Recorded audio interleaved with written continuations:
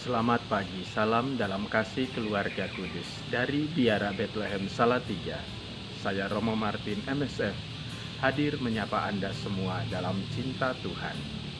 Hari ini Sabtu, 25 April 2020, pekan kedua Paskah.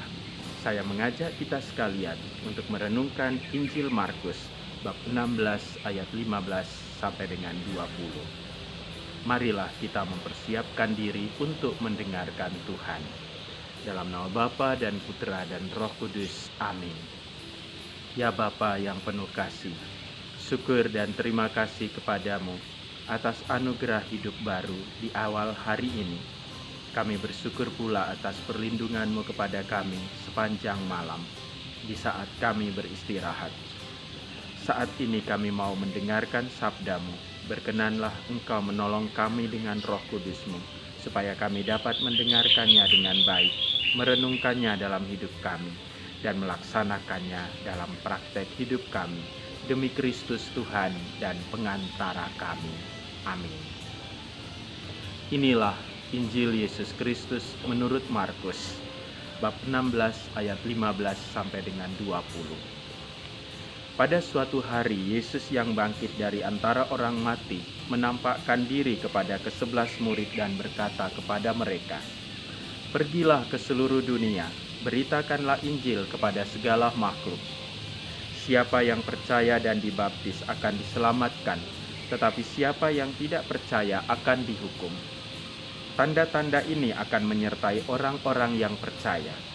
Mereka akan mengusir setan-setan demi namaku.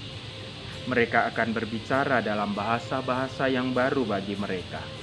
Mereka akan memegang ular, dan sekalipun minum racun maut, mereka tidak akan mendapat celaka. Mereka akan meletakkan tangannya atas orang sakit, dan orang itu akan sembuh." Sesudah berbicara demikian kepada mereka, terangkatlah Tuhan Yesus ke surga, lalu duduk di sebelah kanan Allah. Maka pergilah para murid memberitakan Injil ke segala penjuru, dan Tuhan turut bekerja dan meneguhkan firman itu dengan tanda-tanda yang menyertainya. Saudara-saudari yang terkasih di dalam Tuhan kita Yesus Kristus, bersama dengan seluruh gereja, pada hari ini kita memperingati Santo Markus, penulis Injil. Dia adalah seorang penulis Injil yang bukan golongan para rasul, tetapi ia sangat mengenal dan melihat secara langsung kehidupan Tuhan kita Yesus Kristus. Dia selalu mendampingi Petrus, Paulus, dan Barnabas di dalam tugas pewartaan mereka. Maka ia senantiasa mendengarkan pewartaan ketiga rasul besar itu, dan ia menyimpannya dalam hati. Ia merenungkannya dengan sungguh-sungguh, dan akhirnya ia menuliskannya dalam Injil yang sampai kepada kita hari ini. Saudara-saudari yang dikasihi Tuhan, kalau diandaikan dengan sepak bola, Santo Markus bukan pemain utama. Dia adalah pemain cadangan. Tetapi ia dengan setia, dengan tekun, dengan tulus hati, melaksanakan tugas-tugasnya, mendampingi tiga rasul besar tadi. Dia terus mengikuti mereka dan melakukan semua yang ditugaskan kepadanya.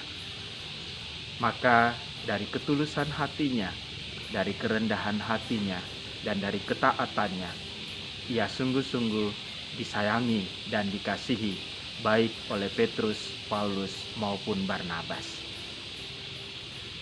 Sikap inilah yang kemudian dituntut dan diharapkan dari kita semua pengikut Yesus Kristus yang menjadi murid-muridnya dalam dunia modern saat ini.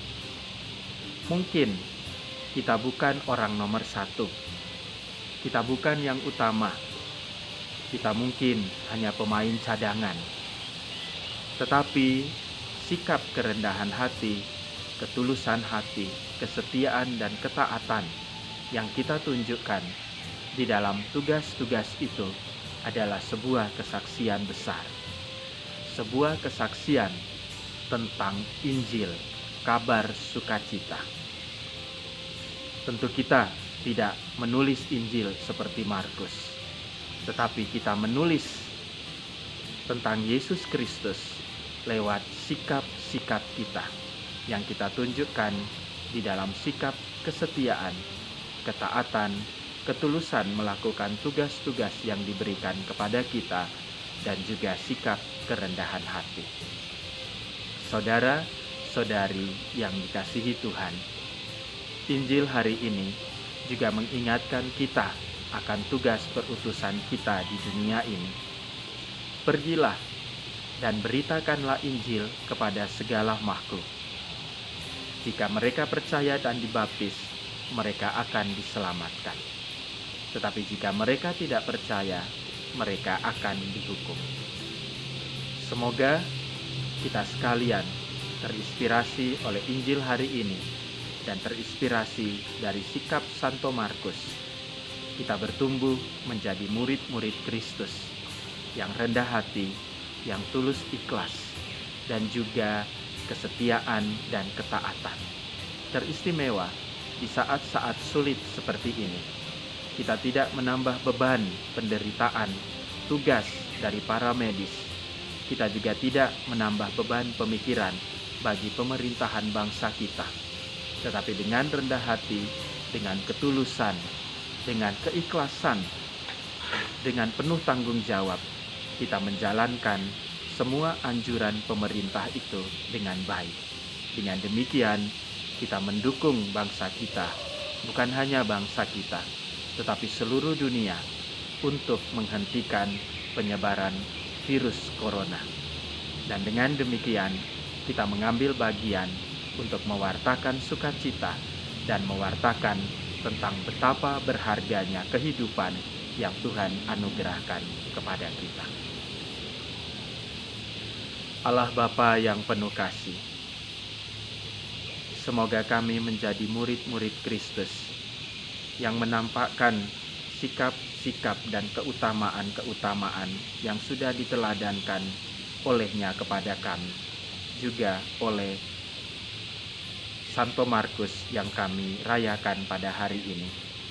Sikap kerendahan hati, ketulusan, kesetiaan, dan ketaatan teristimewa di saat-saat sulit seperti sekarang ini, supaya kami dapat dengan taat, setia, tulus hati, dan rendah hati melaksanakan semua anjuran dan pemerintah dari otoritas kami untuk mengambil bagian di dalam usaha memberikan penghargaan sebesar-besarnya kepada kehidupan yang Engkau anugerahkan kepada kami. Demi Kristus Tuhan dan pengantara kami. Amin. Tuhan sertamu dan sertamu juga. Semoga Allah yang Maha Kuasa memberkati saudara, keluarga saudara, dan karya-karya saudara hari ini, Bapa dan Putra dan Roh Kudus. Amin. Salam Sabtu. Selalu ada bantuan Tuhan untukmu.